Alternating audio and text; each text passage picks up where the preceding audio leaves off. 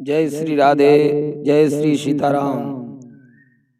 सुनते हैं इस सुंदर कहानी को। ईशा की महानता।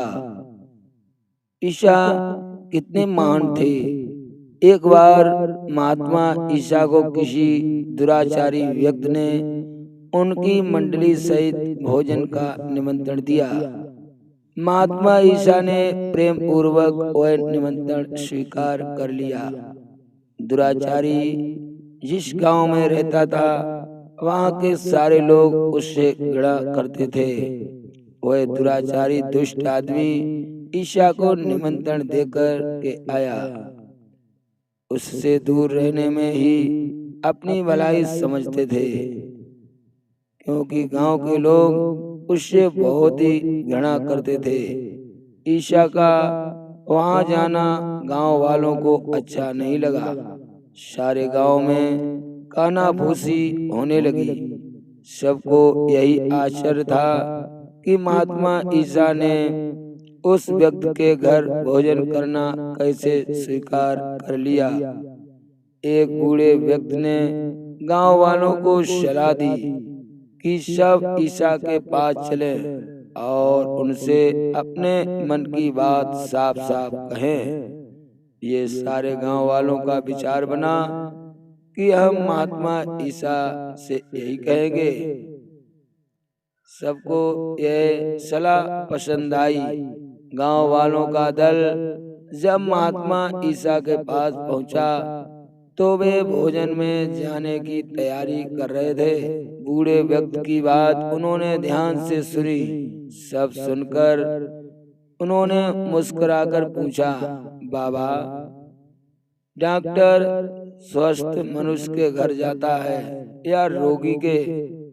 मैं भी एक रोगी के पास जा रहा हूँ। उसे घृणा का विष नहीं, प्रेम की अचूक औषध चाहिए। बुरे व्यक्ति को अच्छा बनाना हो तो उसके साथ प्रेम पूर्वक व्यवहार करो, उससे संपर्क में आओ, तभी वह तुम्हारी बात का सम्मान करेगा। उसके दुर्गुणों से अवश्य बचना चाहिए, किंतु उससे घृणा करके उसका हृदय नहीं बदला जा सकता। उसका हृदय तो तभी बदला जा सकता है जब उससे प्रेम करके और उसके दुर्गुण को दूर किया जाए। संतों का कहना है कि पापी से नहीं, पाप से घृणा करो। पापी तो पाप करता है, लेकिन जो पाप करता है वह पाप हमें नहीं करना चाहिए। और जहाँ तक बने उस पापी से उस पाप को ना होने दें। उसे प्रेम पूर्वक रोकने की कोशिश करें। उसे पाप से मुक्त करने की चेष्टा करो। संसार में निरुकार कोई व्यक्ति नहीं है। एक दूसरे पर दोषारोपण से जीवन, समाज एवं संसार की गति अवरुद्ध हो जाएगी। इसलिए किसी को तिरस्कृत व वहीकृत करने के बजाय उसे अपनत्व से समझना व सुधारना श्रेयकर है। इसीलिए मैं उस दुष्ट के घर जा रहा हूँ भोजन करने के लिए। ईशा की इस बात को सुनकर समस्त गांव वाले खामोश हो जाते हैं और ईशा ने उस व्यक्ति के घर जाकर के भोजन किया। भोजन करने के बाद ईशा ने उस दुष्ट व्यक्ति से कहा कि तुम इतना दुष्टता का व्यवहार क्यों कर रहे हो? ये आज से बंद कर दो।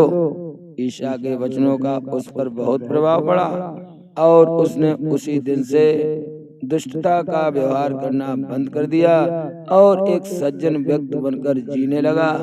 तो बहनों भाइयों, ये कथा हमें ये शिक्षा देती है कि हमें दुष्ट आदमी से घृणा नहीं करनी चाहिए, बल्कि उसे प्रेम पूर्वक ऐसे समझाएं कि वह दुष्टता करना ही बंद कर दे। यही सज्जनों का धर्म है, यही सज्जनों का नियम है।